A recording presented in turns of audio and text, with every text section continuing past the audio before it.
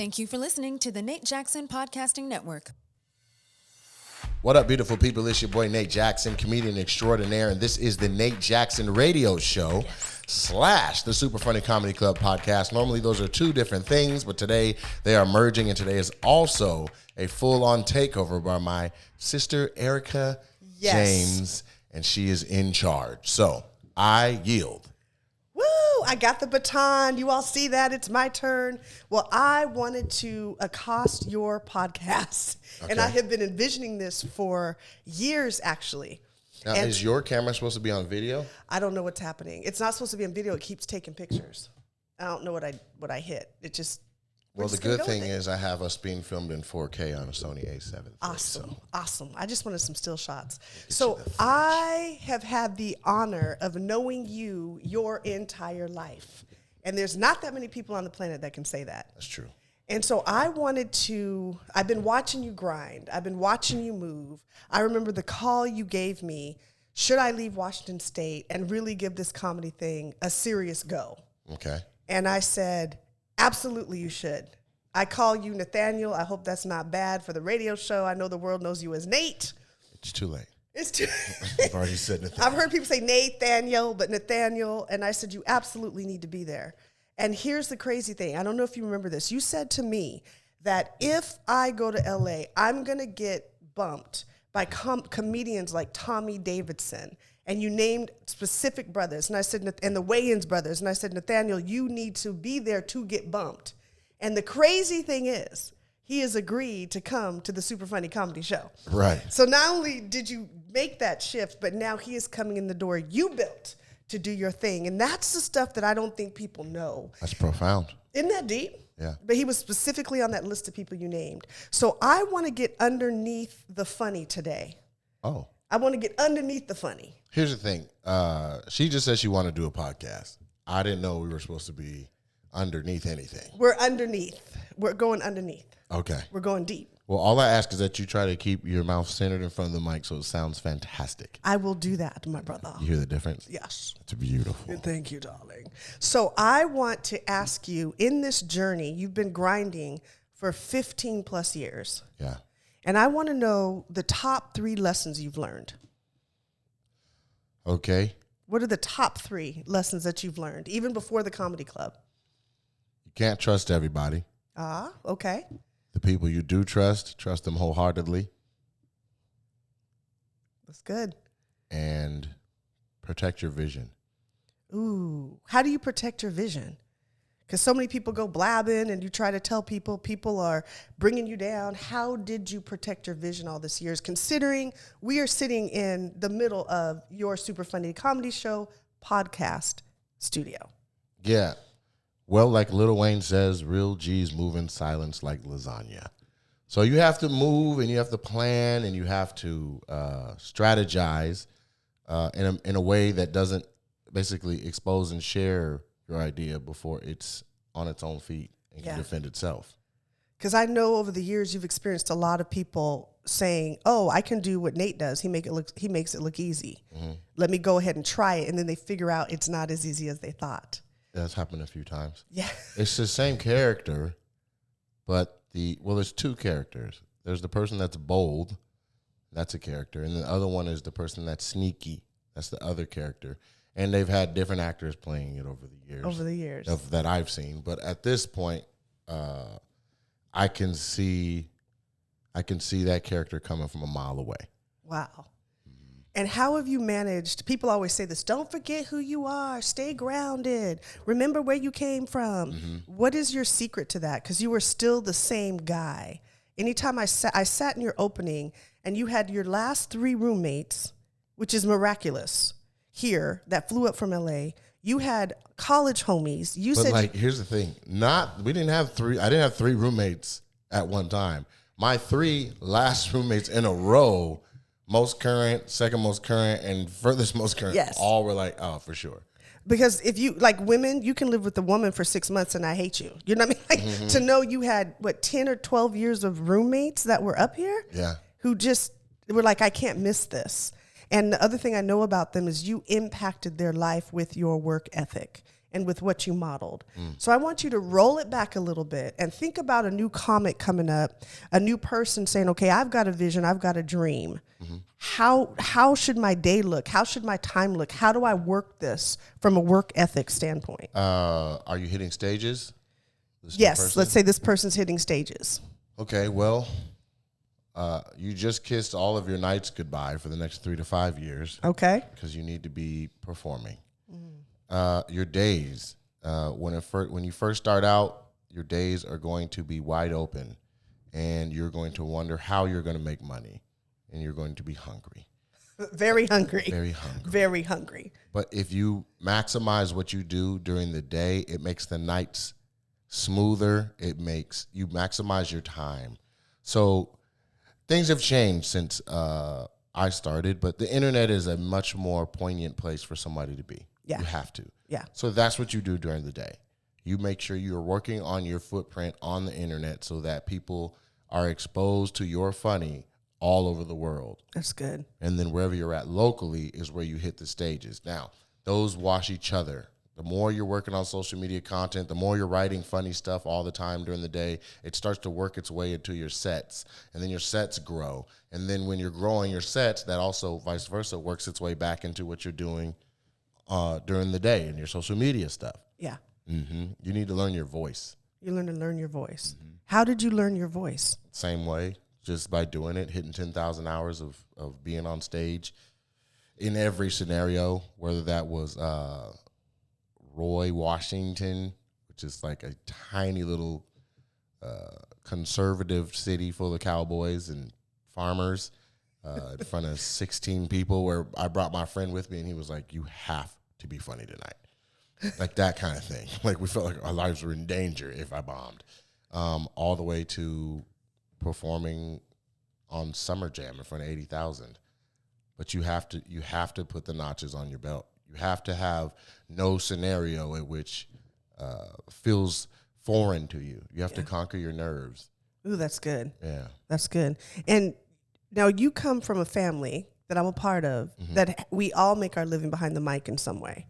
And what did you pull from the Jackson vibe that you grew up in, that you take on stage, that you still tap into? What I found over the years is that it's easy to take for granted that I was raised a certain way, but it is, the fact is, I grew up in a household where nobody had a 9-to-5. Everybody was an entrepreneur. And so when those are your examples, early on, you realize you can make a path for yourself. You just need to figure out your lane. It's acceptable, and everybody will support you in that journey doing so. Yeah, that's good. So walk me through an average day. I know you live between two cities, running your comedy club, and for years you've done it, even before you had the physical club, and we're going to get to that in a minute because it's so awesome. Okay. But walk me through your average day on tour. If you're touring, I know you just came off the road with 84 different colleges. Walk me through an average day in the life of Nate Jackson. I get up, and while I'm eating, I might look at, like, say, the USA Today or whatever paper that the hotel has given me. I look over that while I eat, and then I'll turn on my phone, that takes the next 2 hours because there's The phone. there's Facebook, Instagram, text messages, emails that I need to answer. Then I get on the phone, and I'll contact or I'll answer the phone, and I'll speak with my manager, Zach Waxenberg at 3 Arts, and then my college agent, Tracy Wiggs from Just Wiggin Entertainment, and then maybe an agency call from Gersh. And those don't take that long because we would have spoken the day before. Yes. And then depending on where I need to be that night and how much travel time I need, I may, just leave, or I might grab lunch on my way and then head to the next place. Or sometimes that's shifted by an early flight or whatever, where it's like, all right, I had to fly first thing in the morning. Then when I landed, I did that routine. Then I'll try to shoot some content. Because when you're on the road, you feel disconnected from everybody. And Good so grief. I try to, I'll try to shoot a split screen video or write a sketch idea or If I have a decent idea that I can't get to while I'm on the road, I'll call who I think can capture it best and just give it to them.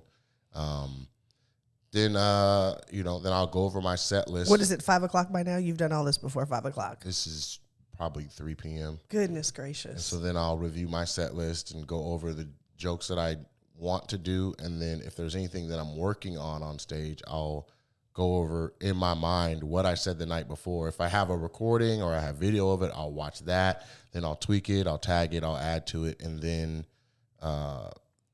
start getting dressed for the show. Then I'll head to the show because most college shows are at either 7 or 8, and you have to arrive by 6. And then I'll just be sitting there with them, touching bases with my agent for colleges again, where he's like, you there, where you at, what's going on, and here's how much they're going to pay you, here's the person who's going to pay you, and all that. Then I'll perform, and then based on my contract, they will have had some type of meal for me. I started to ask for salads only because when you're on the road, it's after the shows, all these little cities, they close and you're like eating gas station food. Right. So I was getting fat. I noticed pretty quick. I was like, okay, look, I need chicken Caesar salad. I need something else. Let's renegotiate Right. this. So I'll get my check from the school, or they'll tell me, oh, this is a net 30 or whatever. I find out after the fact, which you think I would know that headed in. Like, am I getting paid after this or not? And you just don't know sometimes. Wow. The school will say, we'll pay you on the spot. And then you're like, all right, who's paying me? They're like, oh, yeah, it's 30 days. We're like, with no clue what's going on in your own life and cash flow, and you may have really needed that money to get to the next city. It's extremely important to be consistent because it's like, well, whatever, I just got paid from something 30 days ago. Okay. So I'll get paid. I'll take my little salad. I'll head back to the room. Then that's kind of the first time of the day that I have to like slow down and be on the phone talking to friends or family or any significant other, and kind of do that a little bit, maybe just like chill. Main goal, get my shoes off, put my feet up, and relax. And then that's kind of the road because it starts all over again the next day. And that is just one day in the life. And you've been working that day for a year and a half on the road. Yeah. Not to mention that whole comedy club when you're working the club scene. Right. I mean, so there's a little bit of other like wiggle room stuff in there where like I was developing a script for essentially what is Harlem Nights 2 called Black Vegas. So I was working on that during that chunk from like 3 to 5, or me and BT Kingsley were developing a movie called Bait Shop. So we would work on that at that time, or it's just something. We're always just trying to develop something. So that's one day. So I don't know. I'm about to age myself because I know there's 13 years in between me and my bro, but we consider ourselves twins. Mm-hmm. Man, there was this show that came on in the 70s called The Bionic Man. Bionic Man. The Bionic Man. I heard of Wonder Woman. Well, there was the Bionic Man. Okay. And there was a Bionic Woman. Okay. And the Bionic Man and the Bionic Woman they were part robot, part human being. And so they could have these, these extra powers. And I'm sitting here listening to your day going, you're bionic. They're just, I mean, I thought I had some work ethic and you run circles around me. The average person would not be able to make it a week with that schedule that you just talked about, and maintain your disposition, maintain your love for people, maintain your humility. I just want you to know how incredible what you've done is. And the fact that in the midst of that, you built a 8,500 square foot comedy club. Nathaniel, that's crazy. Do you ever just stop and go, goodness gracious, are you still in the building process? How do you feel about all of this? Do you ever get to stop to feel?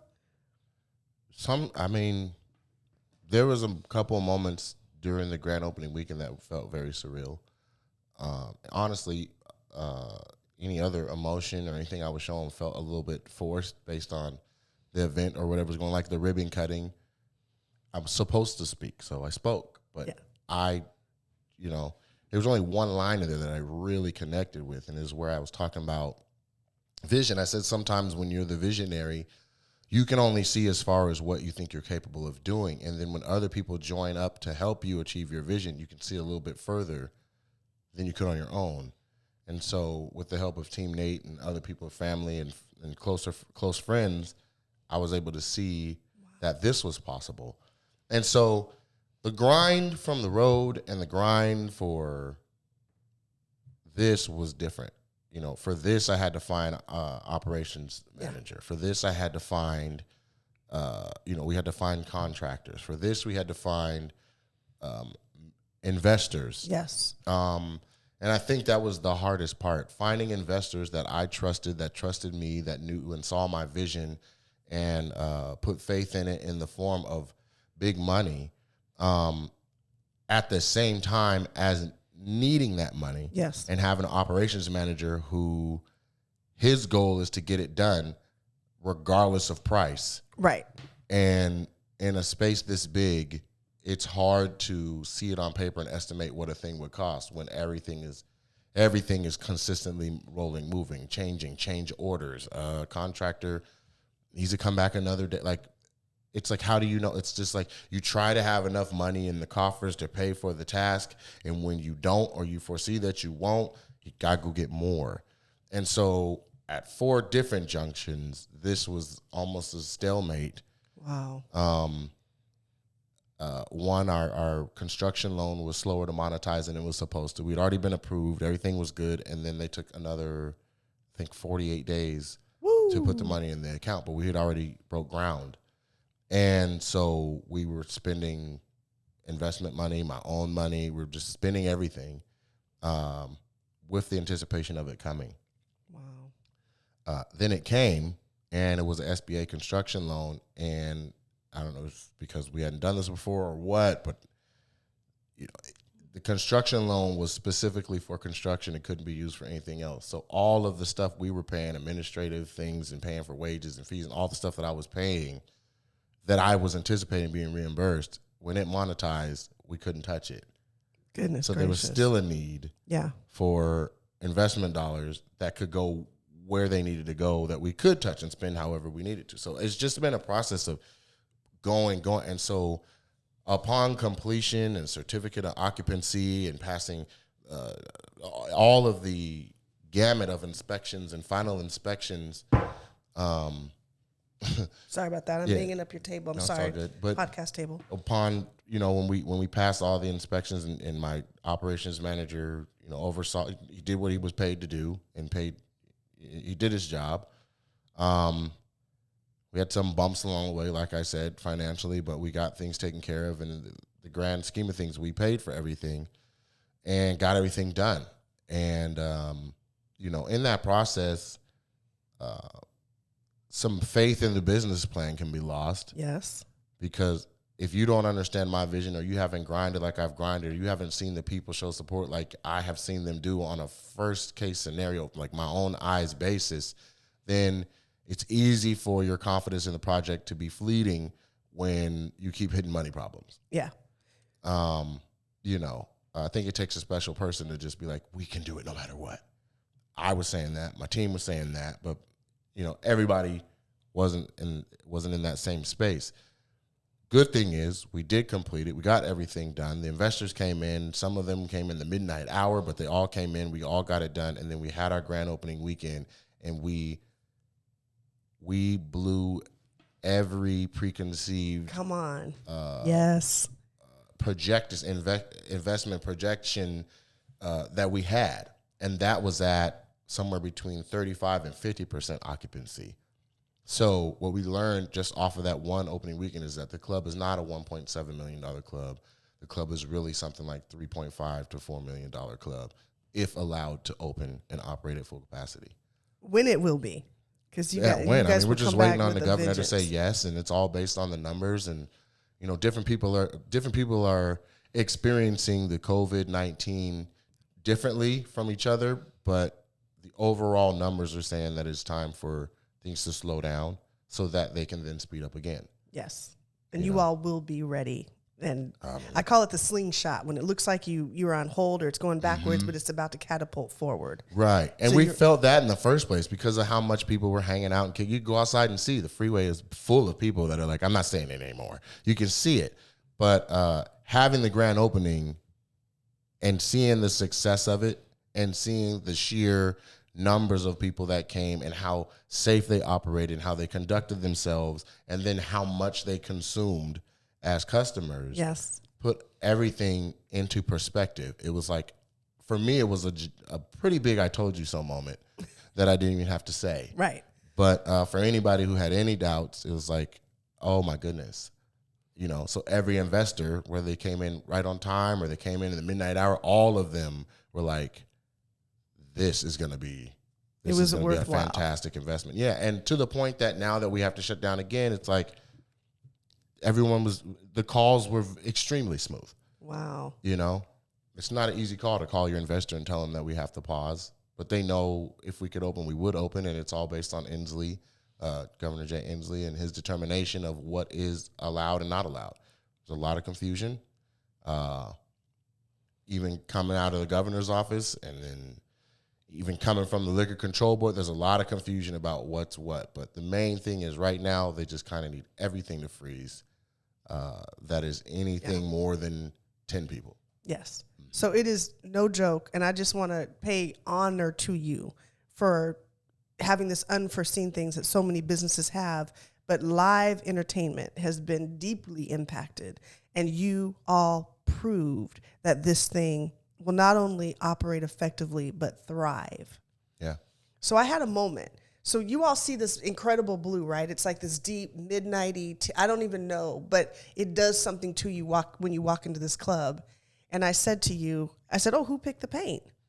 And you said it was number 3. What is it? What number? 00AF84. But when that comes up on the hex, I adjusted it a little bit, and that's the color I chose. So to me, that is demonstrative of how much of you is in this. This isn't somebody else's idea. Tell me all of the things from what did you choose?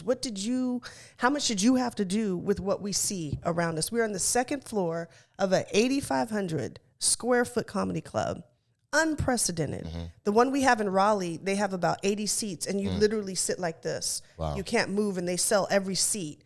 And you can't even put your purse on a chair because it's so close. So that's what people think when they think comedy club. Right. Like, we're going to seat 80 people and not 350. Right. So how much of this is you versus other people telling you what to do? Well, I did not design the bar.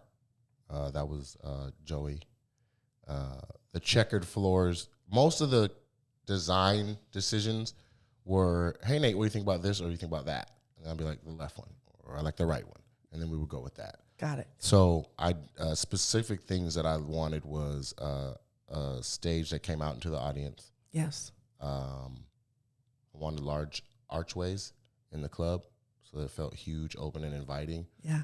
I wanted a podcast studio, a headliner VIP, a headliner green room, and then a separate green room / lounge for non-headliner acts so that they could be separate from their supporting acts. Because sometimes when the headliner comes to town with their feature and their host and their opener, they still want their own space too.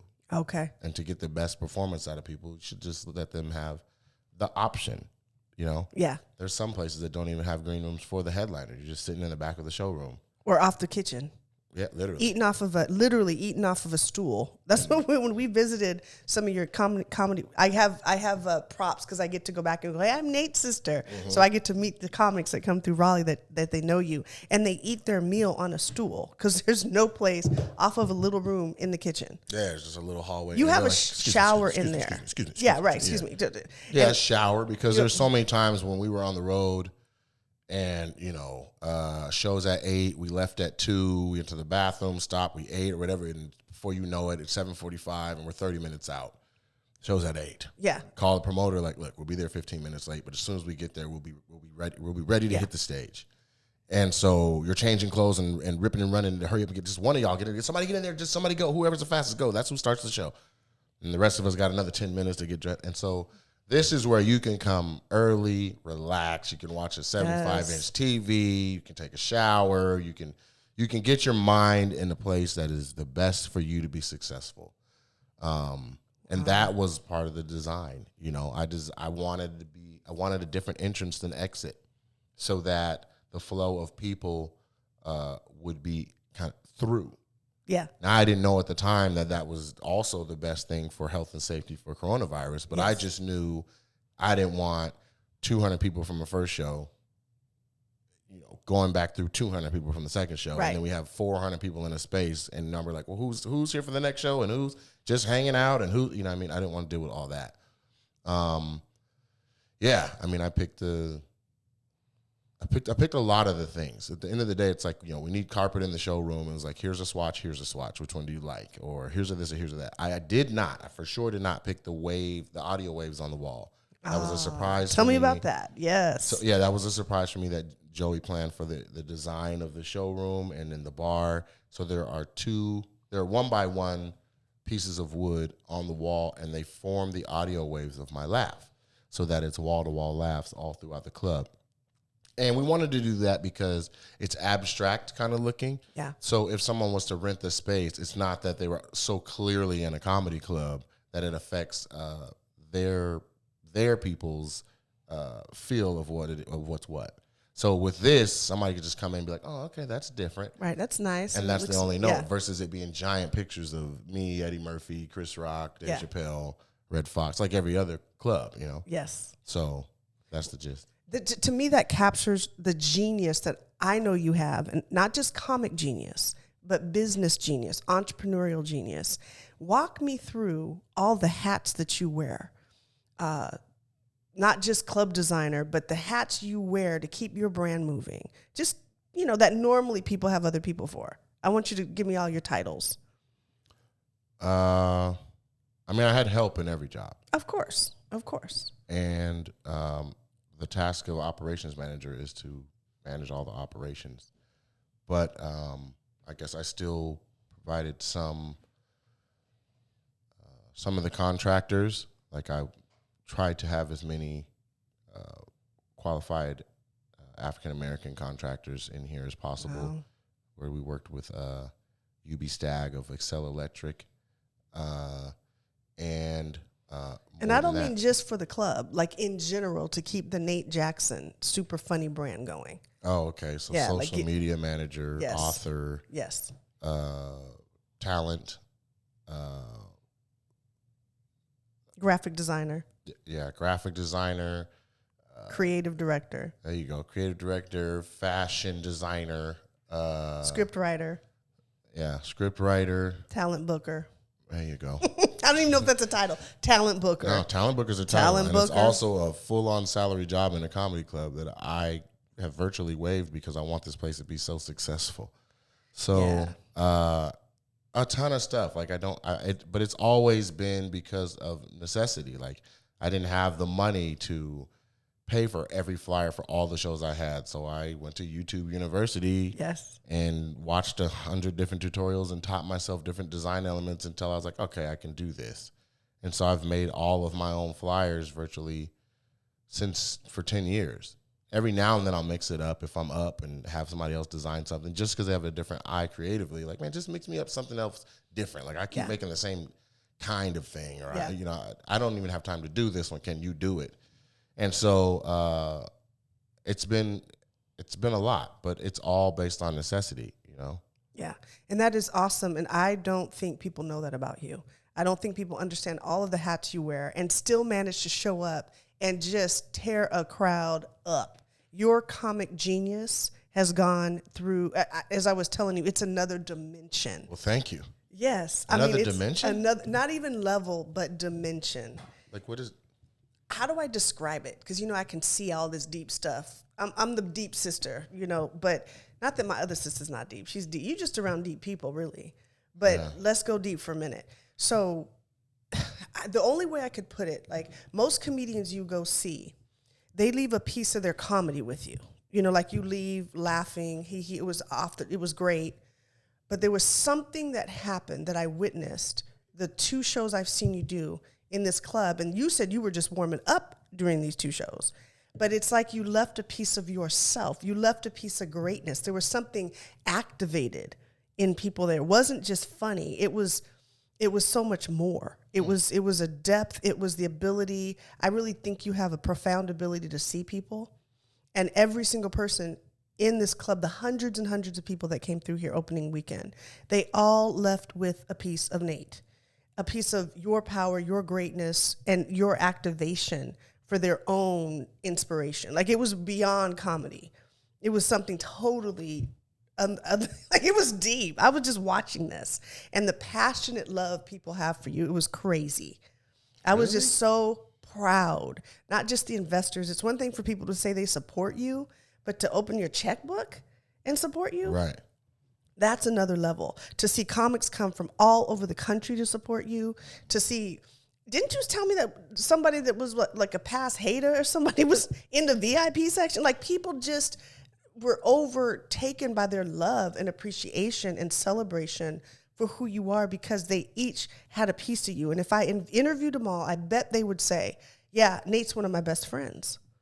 And not that you don't have homies and inner circle, but it was another world. It was another level.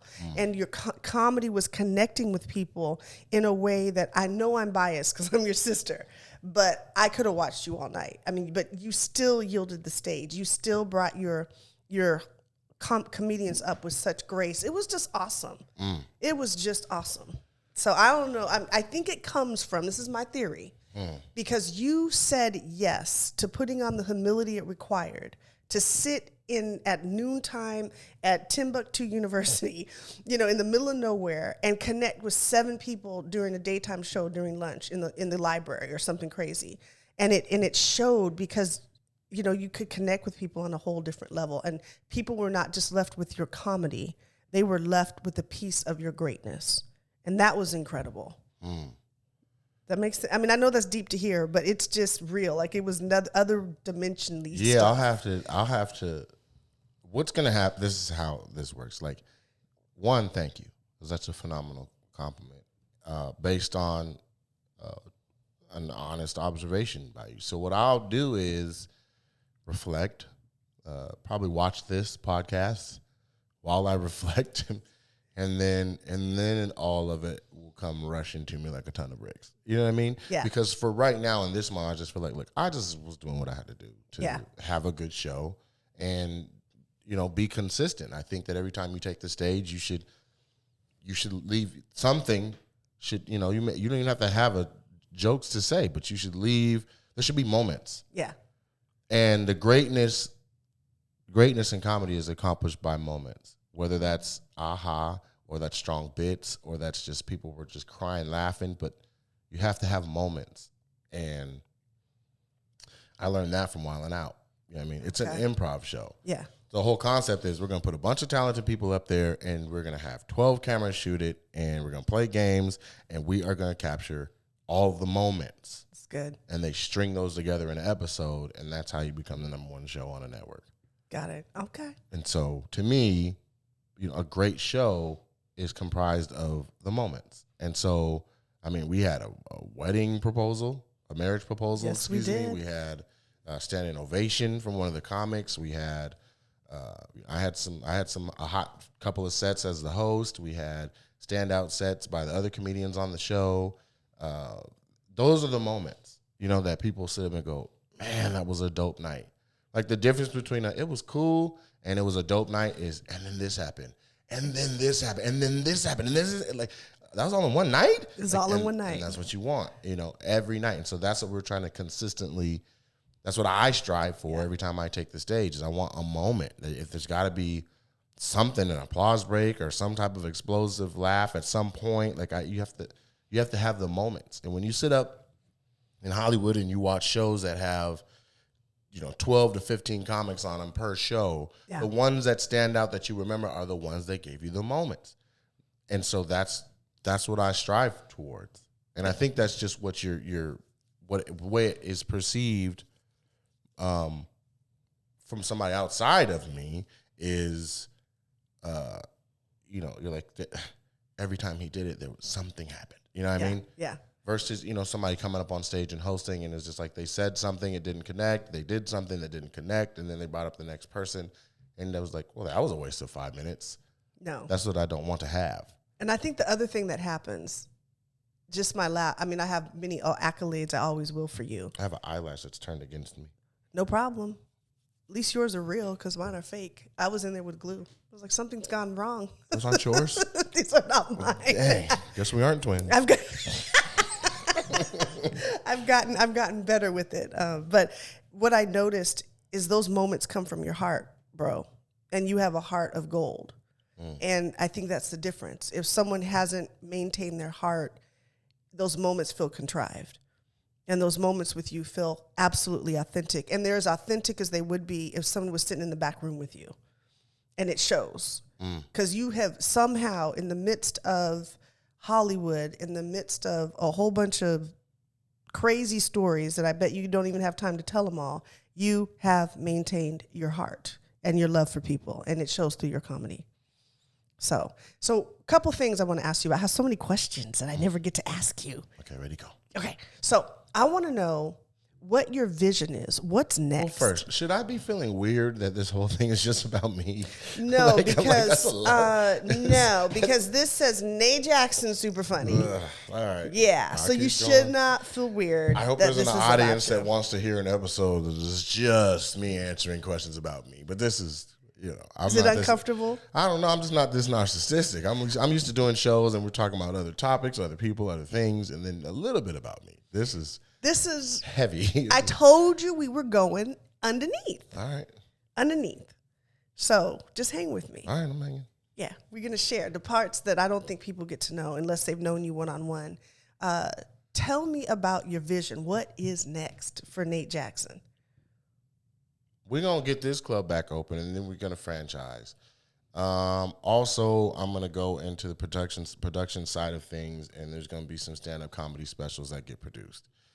Very, very nice ones that are at or above the quality that Netflix accepts readily and openly, which means they would go find one on other networks.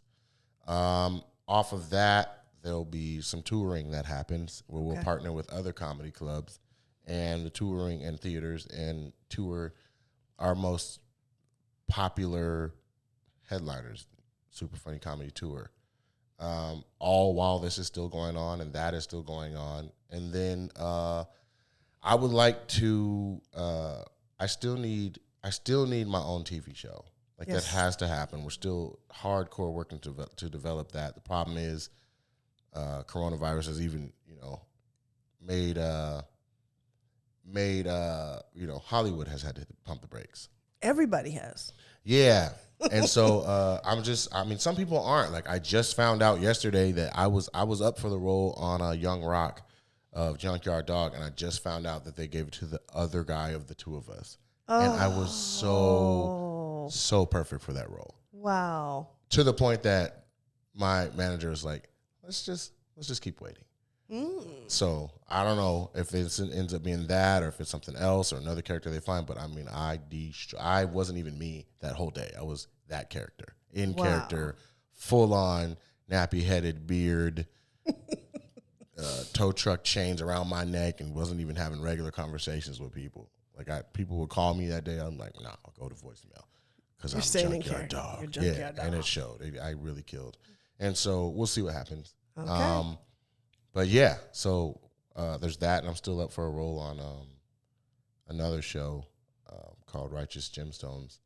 We'll see what happens. Whether I get it or I don't get it, the fact is Hollywood recognizes me as a young force, and that's all I wanted. Because once you have that respect and appreciation for what you do or can do with a role or what you can do with the white space on a script, then you're an asset to any production, because you have a script and it's like, this is what our idea was. We don't know if, and then you plug in all the different actors and the directors and then it starts to have its own personality. You try to stay as close to the page as possible, but at the same time, you got to let the project be, you know what I mean? And so I was making, great steps in Hollywood. And so I don't want, I would like to be able to resume that. I still have my place in North Hollywood, which is tick, expensive. So right. Every minute it costs it's expensive. Cha-ching. Yeah. And so I think that's what I would say my vision is for now. I also am trying to launch a podcast network, as you can see, where people can come in and they can share their vision and their voice and their stories and their discourse and grow their own following and their own, they can make their mark. They can record things that last forever, long after they're gone, for people to listen to and enjoy and be entertained by. And that's what I'd like to be able to do. Are you all seeing the genius? And so many people just think you're the funny guy on stage. Your genius is mind-boggling, and that your mind goes 55,000 miles an hour per second. People don't know that about you. So I know your podcast is usually about other things, but today I want this to be about you because you have so much to offer people and ignite in people. And the things that you've studied, the depth, I don't even know when you have time. Funny story I want to share in a minute, but I want to ask you, have you even gotten rest since the club opening a few days ago? And having to find out that you're getting shut down for a minute. Mm-hmm. Are you tired? I'm tired. Okay. I'm tired. I thought I had a really good night of rest the other night because I was up and moving around a little later than normal. As far as getting up first thing in the morning, I didn't have to, and I slept in a little bit. But then I had to do like a 45-minute drive to do something. And about 30 minutes in, I was like, I am tired. It's in my bones right now. Yeah, so I'm tired right now. Like, I'm not about to make a round trip to Portland driving or anything like that. That would not be wise. I'm just too sleepy. You knew when I knew you were tired? When? So this is sister-brother talk. It was hilarious. So upstairs in my parents' house, there's 2 queen beds we sleep in when I'm home and Nathaniel's home. And the other night, I got up to go to the restroom. And I'm coming back, and you were in the bed, flat, spread eagle, flat, literally flat on your face. And I looked, I was like, oh man, Nathaniel has on brown boxers. They're skin tone boxers.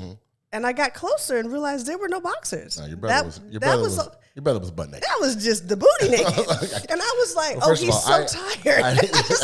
Bless his heart, he's so tired. I'm taking these drawers off and I'm going to He's sleep. going to sleep. I did not know that at any point that my butt was going to be out. My plan was, I'll be undercover. It doesn't matter what I got on. I could have on a clown suit under here. No one would be none the wiser. Apparently. No, you were so tired, you didn't even know your butt was out. My butt was out. And like a whole cheek, like my whole butt. It was all good. Did you just cover me? I left your butt out. I was like, he's really tired. I don't want to wake him up by covering up the booty, not even with the little sheet. I didn't want you to be self-conscious. If something happened to you, I would wipe your booty. So I wasn't mad seeing the booty. Right. It was hilarious. Right. That's when I realized how tired you were.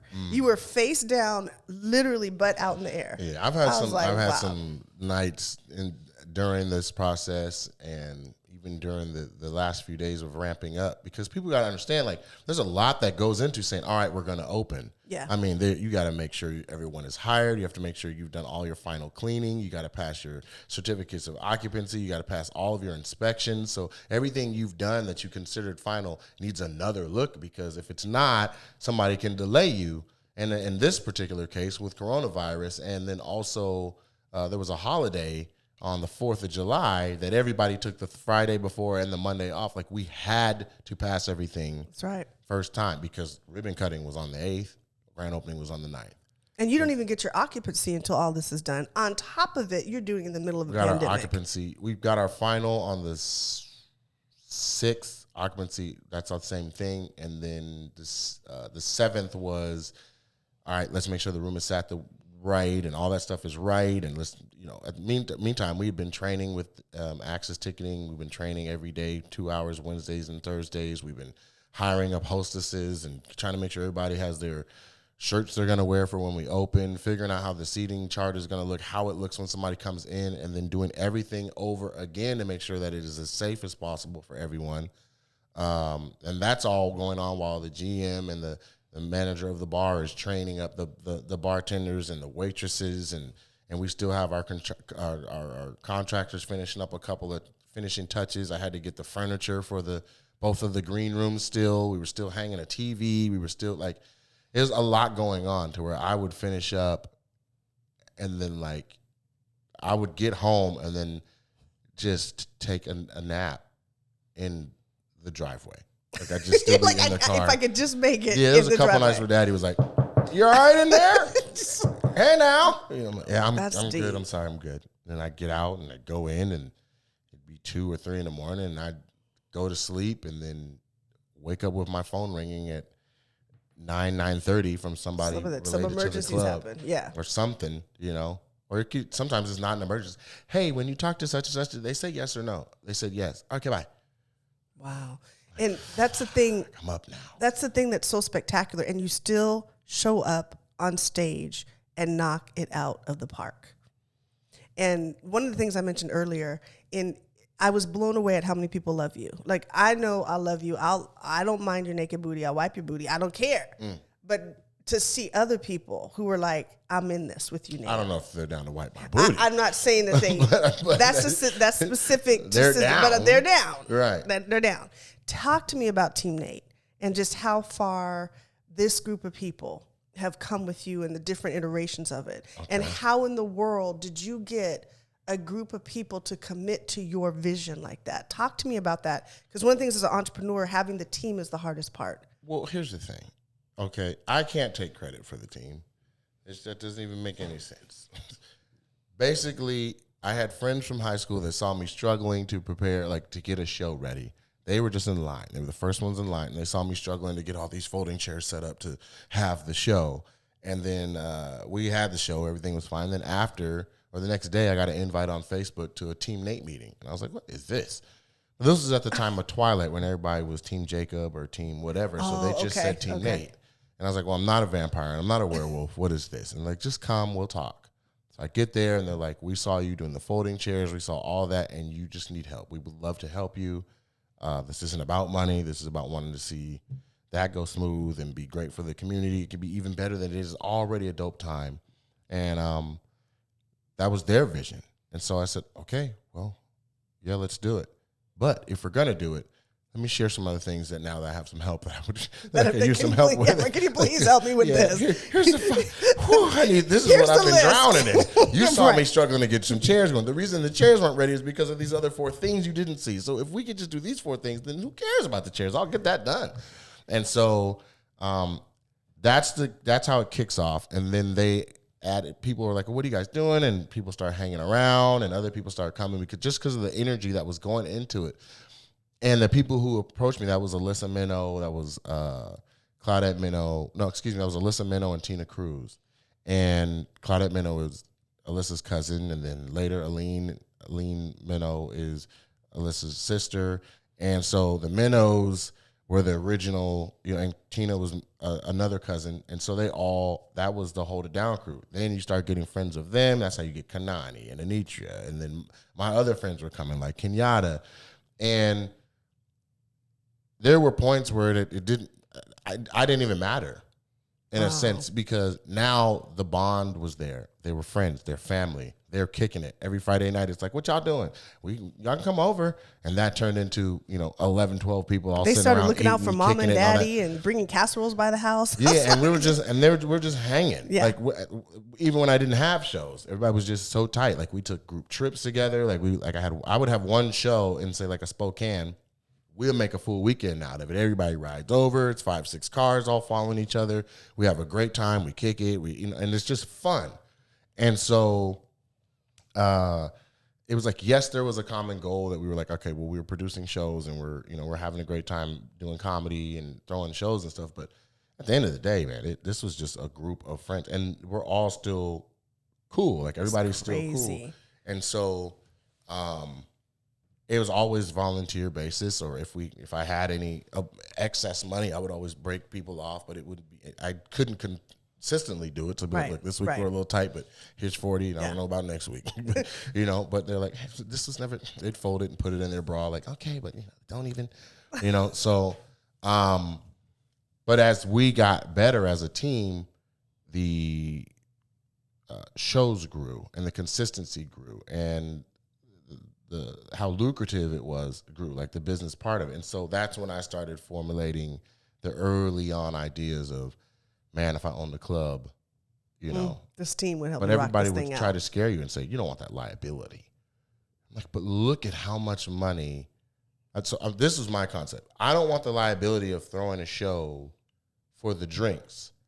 But you're telling me these different owners of venues are willing to take on the liability of me throwing the show? Right. For the drinks, it must be worth it. But nobody's honest about how much alcohol money they make. You ask somebody how much tonight. Like, we did all right. It was cool. Last week was better. Well, how much? It's in like the 3,000 range. If you saw the numbers, you'd have seen 6 or 7. Yeah. And they're not going to tell you. Because they don't want you to know. They don't want you to know. And you're making that for all the club owners. I watched 97 people drink 3,000, a little bit more than $3,000 in drinks. That's crazy. But every Thursday night for 4 years, we had between 380 and 420 at the Varsity Grill. That's crazy. I walked in with you this time and saw the occupancy for the first time. It says 660. In the whole building. That's crazy. 660 in the How building. many can it seat full capacity? 400 in the theater. That's nuts. Right. And That's here we are that's having otherworldly. Woo, like right, you need background music for that. That's how crazy. big it is. And then it's 18 feet tall ceilings, so it's vaulted, and so it just feels massive, but it also feels intimate at the same time. It does. And so that was designed because I wanted the back area to be raised up and, so that it had levels to the room. And, it worked out. That worked out perfectly. And so the team, Aline came, and Claudette has always been down. She's not, the team has come and go because over the course of 10, 11 Life years, changes, people things happen, have either babies gotten jobs or and babies. marriages had to move, happen or and husbands divorces or and so it's swelled and ebbed and flowed and you know what I mean? And and that's a testament to one, Claudette, and then anyone else who joined on that, they come on and they're like, we understand that there was people before us and we appreciate that and we just want to help how we can. And my thing has always been, this isn't a one-way street. It's like, what would you like to accomplish or learn or attain by being on Team Nate? How can I help you achieve a goal you have? You're helping me. What is that? Wow. So like the last, Taj, she's on, she's starting a clothing line. And so I just tried to give her some insight into what I knew because I had a clothing line. I said, I can give you some help. I don't know. I mean, we're clearly going to be busy and we got a thing to do, but this will put you in front of quite a bit of people. This will put your brand in front of quite a bit of people. And then I can give you whatever I know. Now, I honestly feel like there's more room to give to Taj. You know what I'm saying? There's more room to be like, Taj, here's what else. But we've been so busy opening the club that, but she understands. Everyone understands. Like, he's obviously slammed. It's coming. But if we sit down and chop it up about the clothing line more, then, I was just trying to guide her in the direction of make sure you develop a line that changes every season and that grows and honors the colors that are popular. Like, you need to do your research. Yes. Don't just settle on 2 or 3 pieces and then selling them in town at different barbershops or salons or, mom and pop scenarios. Get your samples, hit the mall, try to sell them so that stores buy them and your stuff is carried and you make money in your sleep. That's the kind of things I was trying to, give as uplift. And then you take another person who has a different goal and you just try to give some insight. And then the team is so supportive that Tosh can be like, I have a fashion show. They're all going to be there and having a good time. Someone handed me a diversity, beautiful pamphlet. They're like, yes, Nathaniel hooked me up with his mother who started to, Sharika. Yeah, Sharika's one of, Sharika 48 is one of Tacoma's 40 under 40 or 30 under 30. Like she's just a star in business and development and economic leadership and change for the city. And so she put together this whole plan and is launched a full-on consulting business and she's flourishing in that. And I looked at that plan and based on just all the different stuff that I've seen Mama do as an education consultant for years, I was like, you mind if I proofread this or just give it a look? Just look it over She's one like, time. what you gonna do, What you gonna do, funny boy? Right. Nate, yeah. Mm-hmm. 10 minutes later, she was like, we have to change everything. Because people don't understand your genius and your brilliance. No, but she's not that brilliant. she doesn't have any. But no, I'm just she's saying, sharp, man. To she's take it to the brilliant. next level. She gets it, but it's always good to have someone who your best interest is in their interest reviewing something that you're trying to do. Gotcha. And so I just try to also do that because Sharika's done so much for the team, for me, for us. So it's like, let me see what I can do back. It's symbiotic. And I hope you all hear that. It's never been just about Nate. You've always poured into your team. Mm-hmm. It hasn't been about, let's uplift Nate, where that's why you could get investors, because you honored relationships. That's why people said, Nate, we don't even understand the fullness of it, but if you're behind it, we're behind you. Mm-hmm. And so that loving on people and treating people right on the way up has been huge. So I know you have vision for new and up-and-coming comics, but I have a few questions that I just want to ask you. Okay. So what keeps you up at night? Movies. I thought you were going to be like, oh, the thoughts of movies. Nah, movies. I can't fall asleep during movies. Okay. So Movies if a good keep one you is up at on, night. I'm going to finish it. And so in the world, if you're building or grinding on something, what keeps you up at night? I have to complete it, or I try to. I've fallen asleep with the computer many a night, and so have most real grinders. Okay. But that was the thing. That's why it was so powerful. And any of my roommates, they would see the work ethic at the end of the hallway, and either they had it or they got it. But everybody would end up being up doing the same, like finishing what they got to finish At 3 a.m, and right. Yeah. And then, so I would say what keeps me up is the need for completing different tasks. Got it. And what do you find hilarious? What makes you laugh? Not other comics, but just in your life, what makes you laugh the hardest? My sense of humor, like the things that make me cackle, are when it's not predictable. Okay. Like I'll give you an example. I remember as a teenager, I saw the movie Don't Be a Menace to Society While Drinking Your Juice in the Hood, which was the Wayans rendition of all of the Hood movies. And in the beginning of the movie, there's a kid riding a bike, and there's like leaves falling, and it's autumn, and he's like, man, you know what I'm saying? I got to get out of the hood, and my mom wants me to move to another place, and this is just the way that my life is right now because my dad is Somebody opens a car door, and he hits the car door in the middle of his opening monologue. I have never laughed so hard. And like in my early life, I was like, wait, what? I stopped, I rewound, I was crying. I was in the house alone, crying and rewinding, like, it was just completely unpredictable. Gotcha. Mm-hmm. And if you That's my sense of humor. That's your sense of humor. If you had a magic wand from this point forward, what would your top wish be? If you had Will Smith in a genie bottle, what would you loose right now? It's one wish. One wish. I would get rid of coronavirus and try to heal the world some. Beautiful. That's the one wish. That's it.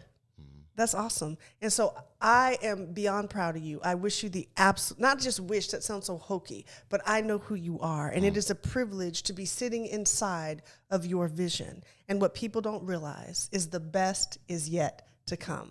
So ladies and gentlemen, I introduce and reintroduce to some of y'all my real deal brother, Nate Jackson. It's the weirdest episode ever. Bye, y'all. Peace. Episode weird as hell.